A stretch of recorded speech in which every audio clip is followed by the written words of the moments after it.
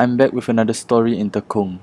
Same as I was serving my NS in Tekong, I was ordered to do duty at the jetty.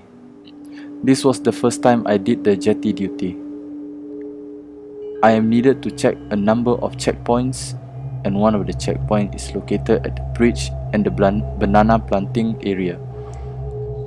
It was about 1 a.m. in the morning. We reached the bridge to clock in. We find the place that was very chilly, even though it was a warm and humid night. My buddy walked very close to me and told me that he felt very uneasy. I told him to shut up and not say anything. As I was clocking in, I saw a lady in white with long hair at the other end of the bridge. My buddy was very scared, as we knew that there shouldn't be anyone at this part of the road this time of night. So I asked my buddy not to say anything and quickly move on. But my buddy was frozen. I had to carry him by the shoulders to carry on our routine clock-in at the checkpoints. Luckily, nothing happened. The next checkpoint was the banana plantations. Upon reaching the area, I sensed that something was not right because I could smell the scent of jasmine flowers. As what I know, if you happen to go to this type of dark and scary places, you suddenly smell scents of jasmine, something is wrong. And when we were about to clock in at the checkpoint, we sensed that someone was looking at us. We saw the same lady in white about 10 meters away from us, and this time my buddy and I were terrified. I did not know what came over me when I raised my rifle and loaded in one round and shouted at the lady in white, "What is the password?" "What is the password?" I asked again.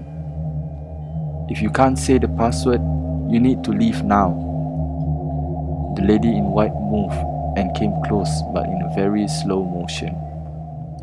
I shouted again, "Don't come any closer, or I will shoot. I warn you again, don't come any closer, and if you don't know the password, go away." And out of the sudden, the lady in white disappeared into thin air. One of the officers in charge came to look for us. He saw me raise the rifle preparing to shoot. That's why he didn't come near to us earlier.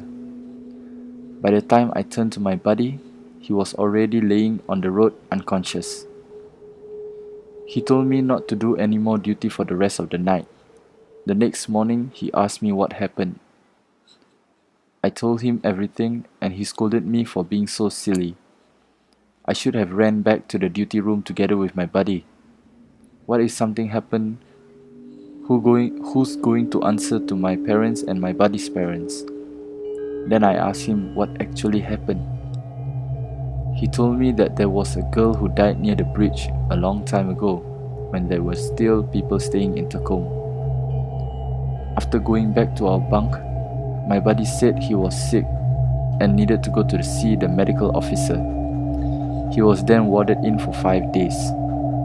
Luckily for me, nothing happened and everything went well for me. But whenever we have a get-together with the whole platoon, they will bring up this topic.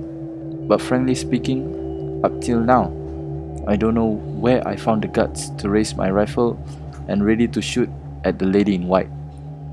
What if it attacked us? And what were to happen if I had fired the rifle?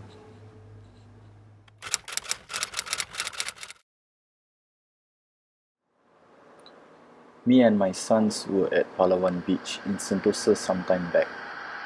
We were happily singing the Gatsby Moving Rubber song and just overall enjoying the view. You guys know what I mean? Hint, and the water. Being childishly kiddie at heart, we decided to make a sandcastle. So first we needed sand, loads of sand.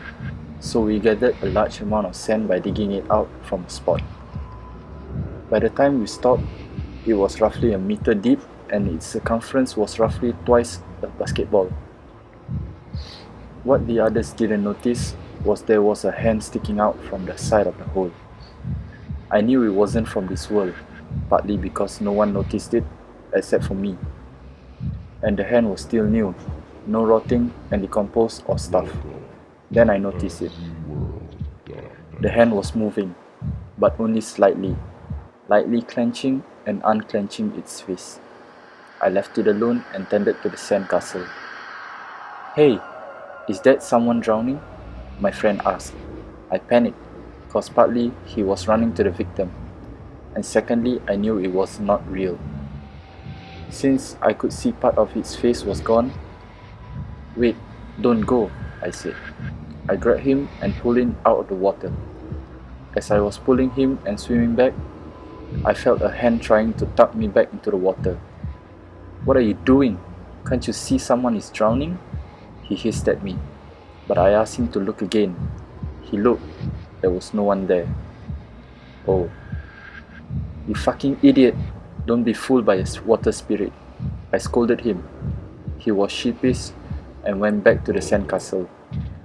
Wondering why we weren't surprised, we tend to experience this kind of stuff regularly, so we're pretty thick-skinned. "We need more sand," I sighed and went back to the hole. I wondered if the hand was still there. Thankfully, it wasn't. But, in exchange for the hand, there was a half-gone face lying in the bottom of the hole, smirking at me. I did what I did. I filled up the hole and got sand from other sources.